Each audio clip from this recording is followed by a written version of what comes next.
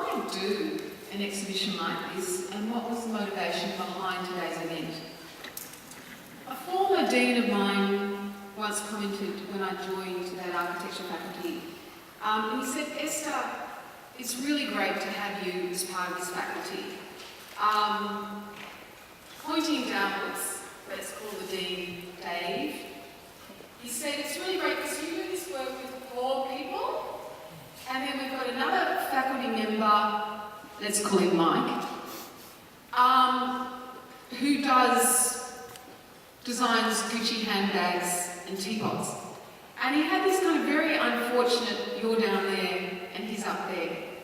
And I guess that's a road that a lot of us have been on since then of the field of humanitarian architecture as a very marginalised discourse. I just wanted to introduce a few people to you if you don't already know them. So here today we have Yasmeen Lari, who we're very fortunate to have come from Pakistan. And she's going to be leading the workshop today, and some of you have probably already seen her speaking last night. I just feel that just talking is not enough. That sometimes we need to get people to actually experience some of the things that I'm talking about.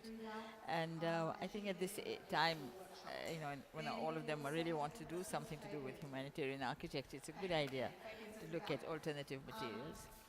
So the RIBA arranged for me to have a workshop with CAS, which is the London Metropolitan University, and something like 30 kids, I think, participated. So did McGill University.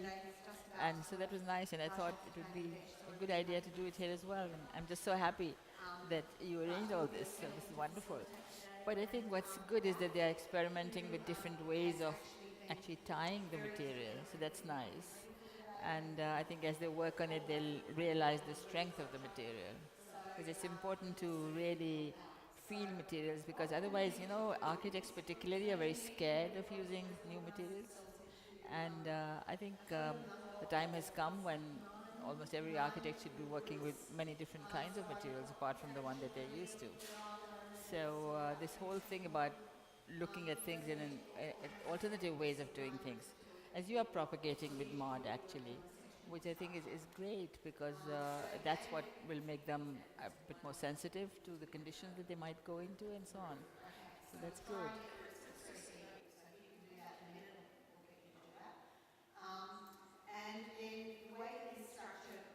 Welcome to a day in the life of Humanitarian Architect exhibition and symposium, which comes at the end of what is our first Humanitarian Architecture Week. Be reckless. If you want to be a humanitarian architect, there are times when you're going to have to do something really, really stupid and have no plan whatsoever. Like, you have to break out of that zone of safety if you're going to be a humanitarian architect, because the world needs reckless solutions. Those of you who wish to make change must acknowledge that you may easily get ridiculed, but depending on where you work, you might also be in prison. Your life could be dangerous.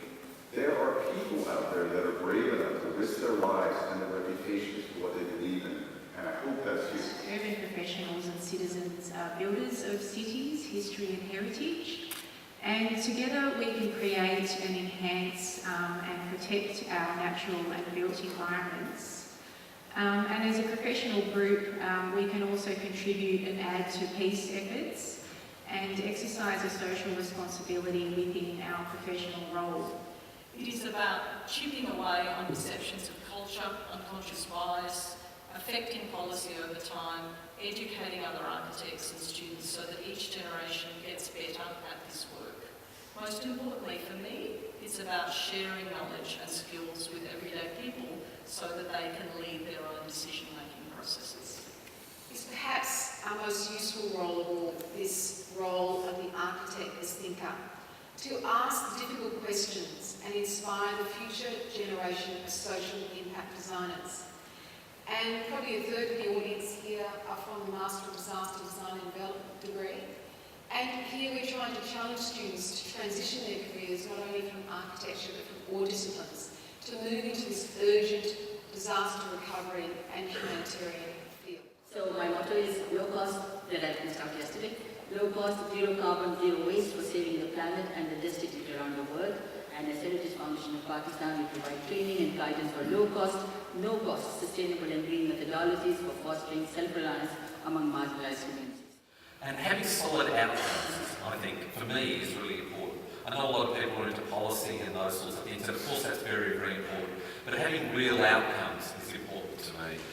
And passionate, dedicated, hard-working, resilient, flexible, positive architects who do this work with a smile on their face.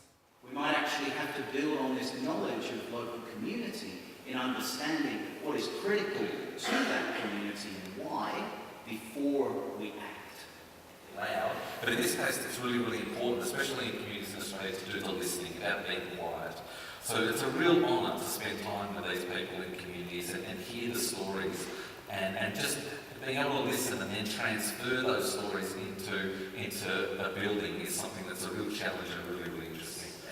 Again, it's a lesson of, you think when you're giving a product, you know what that means, but in other cultures it might mean something completely different. So there needs to be a real understanding of the different contexts and actually working with people and understanding how they want to use and how they actually construct is really important. You have to stand up and you have to fight and advocate, because most of the time in the Australian context, the people that you're working with, particularly within the government cycle of roles, have short-term experience, may have only been there for 3 months, have a lot of power and influence, but may not have the best structures around them to understand the decisions that they're making. So my thing would be, there's so many projects I've worked on where I thought I really needed to push harder and say, no, don't do it like that. Let's do it like this. There's a better way to do this.